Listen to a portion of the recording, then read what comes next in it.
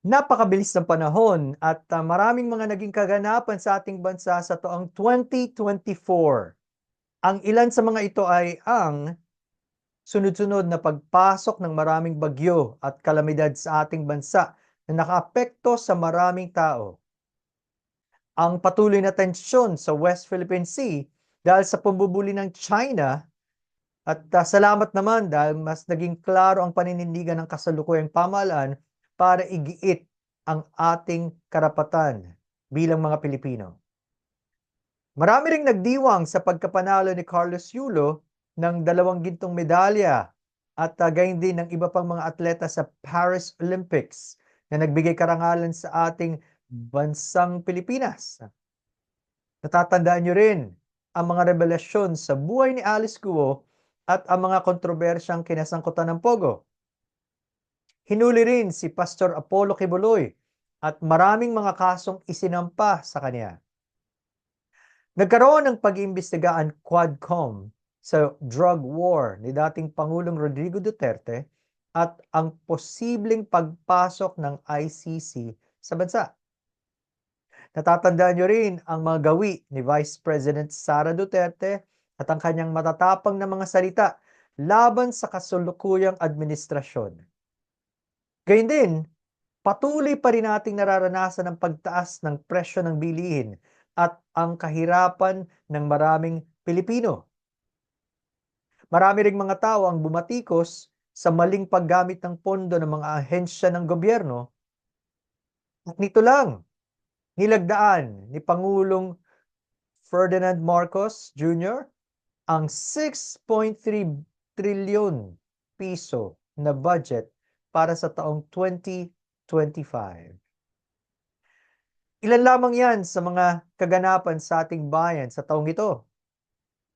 Pero sa gitna ng ganitong mga balita, magiging masaya pa kaya ang pagpasok ng bagong taon para sa marami? Para sa akin, oo naman. Marami pa ring mga taong positibo sa pagtanaw ng pagpasok ng 2025. Ayon sa isang SWS survey, 90% ng mga Pilipino ang umaasang gaganda ang buhay nila sa susunod na taon. Optimistic o positibo pa rin ang maraming Pilipino. Pwede pa rin tayong umasa na magkakaroon ng pagbabago at magiging mas mabuti ang taong 2025 at ang mga susunod pang mga taon. Pero ang tanong, paano ba ito mangyayari? Ano ba ang mga leksyon na pwede nating matutunan sa pagbabalik tanaw natin sa 2024 at na pagtingin sa pagpasok ng bagong taon at sa ating hinaharap sa pangkahalata? Una, kailangan nating maintindihan na ang tunay na pag-asa at pagbabago ay nagmumula sa Diyos. Hindi ba, karaniwan sa mga tao na madalas umaasa tayo sa ating pamahalaan o sa ibang tao para sa ikauunlad ng ating bayan. At totoo naman, malaki ang papel ng mga pinuno natin sa direksyon na tinatahak ng ating bayan. Pero nakakalimutan natin na ang lahat ng mga tao ay may limitasyon at marami ring namumuno na hindi maayos ang kaisipan at puso para gawin ang nararapat para sa taong bayan. Kaya ang paalala sa atin sa Roma Kabanatang 15, Talatang 3, ang Diyos ng pag-asa ang naway magbuhos sa inyo ng kagalakan at kapayapaan sa pamamagitan ng pananampalataya upang kayo'y mag-umapaw sa pag-asa sa pamamagitan ng kapangyarihan ng banal na Espiritu. Hindi ito kaya ng tao lamang. At hindi ito kagaya ng pamamaraan na kadalasang ginagawa ng karamihan. No, kapag itinaas natin ang ating sarili at ang ibang mga tao na sobra-sobra, ano sa palagay niyo ang susunod na mangyayari? Ibabagsak tayo ng Diyos. Mababasa natin sa Santiago, Kabanatang 4, Talatang 6, ngunit siya'y nagbibigay ng higit pang biyaya. Kaya't sinasabi, ang Diyos ay sumasalungat sa mga mapagmataas, subalit nagbibigay ng biyaya sa mga mapagpakumbaba. Pansinin natin na talagang nagbibigay ng biyaya ang Diyos, pero hindi sa mga mapagmataas, kundi sa mga mapagpakumbaba. Sa mga kumikilala sa Diyos at inaamin ang kanilang kasalanan at kakulangan. Ito ay para sa mga handang humingi ng tawad sa Diyos. Tanong, ikaw ba ito, kaibigan? Sana nga, sapagkat kailangan magsimula sa atin ang ganitong kaisipan at damdamin.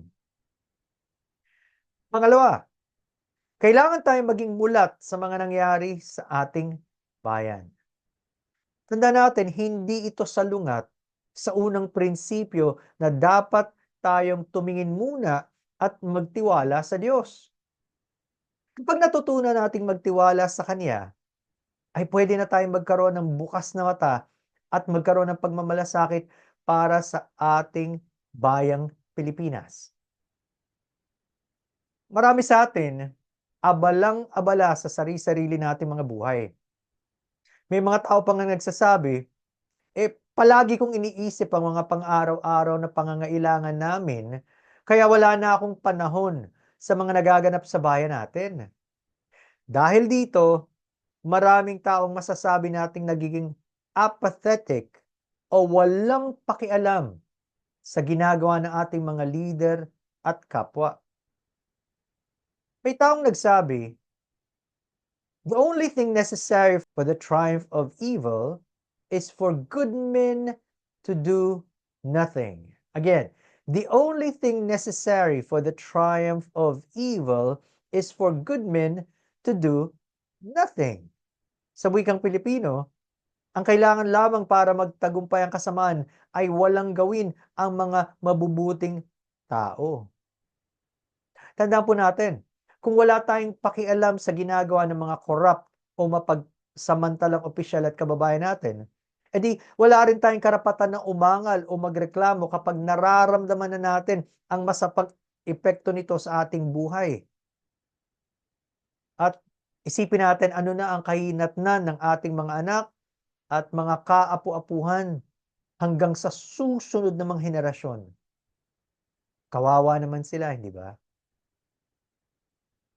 Pangatlo, kailangan tandaan natin na ang katotohanan ang magpapalaya sa atin. Ito mismo ang sinabi ni Jesus sa Juan Kabanatang 8, talatang 32. At inyong malalaman ang katotohanan at ang katotohanan ang magpapalaya sa inyo. Tandaan natin, ang kamalian at kasinungalingan ang umaalipin sa mga tao. Pero ang katotohanan na mula sa Diyos ang magpapalaya sa atin. Pero pwedeng sabihin ng ibang mga tao, anong bersyon ba ng katotohanan ng paniniwalaan ko? Iba-iba kasi ang sinasabi ng mga tao. Ang sagot dyan ay matatagpuan sa naunang talata ng Juan Kabanatang 8 at ngayon ay babasahin natin ang talatang 31. Ang sabi doon, pagkatapos ay sinabi ni Jesus sa mga Hudyong sumasampalataya sa Kanya, kung kayo'y mananatili sa aking salita, tunay ngang kayo'y mga alagad ko. Kailangan daw na manatili tayo sa salita ng Diyos at maging tunay na mga alagad ng ating Panginoong Hesus para malaman natin ang katotohanan at mapalaya sa mga kamalian. Doon pa lamang magaganap ang pangako sa verse 32, at inyong malalaman ang katotohanan at ang katotohanan ang magpapalaya sa inyo. At hindi ito nakapagtataka sapagkat ang Panginoong Jesucristo mismo ang nagsabi sa Juan Kabanatang 14, talatang 6, ako ang daan at ang katotohanan at ang buhay. Sino man ay hindi makararating sa Ama kundi sa pamamagitan ko. Ibig sabihin, kapag malayo tayo sa Diyos at nabubuhay sa kasalanan, ay nababalo tayo ng kadiliman at kamangmangan. Ayon sa Kawikaan, Kabanatang 4, talatang 11, ang daan ng masama ay parang malalim na kadiliman. Hindi nila nalalaman kung ano ang kanilang kinakatisuran. Ikaapat, magpakumbaba tayo sa Diyos at ipanalangin natin ang ating sarili, ang ating pamilya, ang ating komunidad at ang ating bayan, kasama ng ating mga pinuno. Ibig sabihin, kasama dito ang ating presidente hanggang sa ating mga barangay officials. Sabi sa ikalawang kronika, kabanatang 7:14, ikalawang kronika, kabanatang 7, talatang 14, ang Diyos na nagsasabi, "At kung ang aking bayan na tinatawag sa pamamagitan ng aking pangalan ay magpakumbaba at manalangin at hanapin ako at tumalikod sa kanilang masasamang lakad, akin silang papakinggan mula sa langit at patatawarin ko ang kanilang kasalanan at pagagalingin ang kanilang lupain." Papansin po natin sa talatang ito na may ilang mga kondisyon na dapat matupad sa atin para pakinggan ng Diyos ang ating mga panalangin. Una, kailangan ay maging kabilang tayo sa tunay na bayan ng Diyos.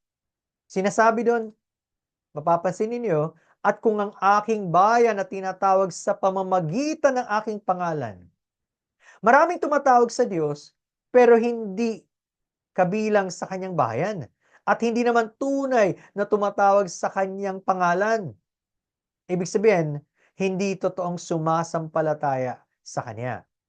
Pero kung kabilang ka sa mga ipinanganak na muli, maaari kang tumawag sa Diyos at ang pangako niya, papakinggan kanya. Pangalawa, kailangang matuto tayong magpakumbaba at manalangin. Muli, kailangan nating aminin na tayo rin ay maraming kasalanan at pagkukulang sa Diyos.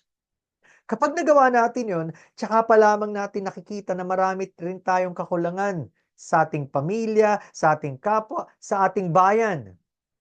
At kapag nangyari yon, na tayo handang umamin, pwede tayong humingi ng tawad sa Diyos at lumayo sa masama. Huwag na nating ulit-ulitin ang mga maling gawain. Yun ang tunay na pagsisisi. At ikatlo, kailangan hanapin natin ang Diyos at tumalikod sa masamang gawain. Ang paghanap sa Diyos ay marubdob at nangangahulugan ng matinding pangangailangan sa Kanya. Napakarami nating hinahanap, hindi ba? Maliban sa Diyos na siyang pinakamahalaga pa naman sa lahat. Ayon sa Awit, kabanatang 14, talatang 2 at 3, ang Panginoon ay nakadungaw mula sa langit sa mga anak ng mga tao upang tingnan kung may sino mang kumikilos na may talino na hinahanap ang Diyos. Silang lahat ay naligaw. Sila ay pare-parehong naging masasama. Walang sino mang gumagawa ng mabuti, wala kahit isa. At ito ang totoong dahilan bakit lugmok ang ating kalagayan. Bawat isa ay lumalayo sa Diyos, kaya sadlak ang ating bansa sa pagdurusa. Now, kagaya ng bansang Israel, kapag nagawa nating magpakumbaba, manalangin, hanapin ang Diyos at tumalikod sa kasalanan, dun pa lamang tayo pakikinggan ng Diyos. Muli ang kanyang pangako, akin silang papakinggan mula sa langit at patatawarin ko ang kanilang kasalanan at pagagalingin ang kanilang lupain. Mga kaibigan, malubha ang sakit ng ating bayan. At ito ay dahil sa ating paglayo sa Diyos at pagpapatuloy sa kasalanan. Kailangan magsimula sa atin ang pag-amin, pagsisisi at paglapit sa Diyos.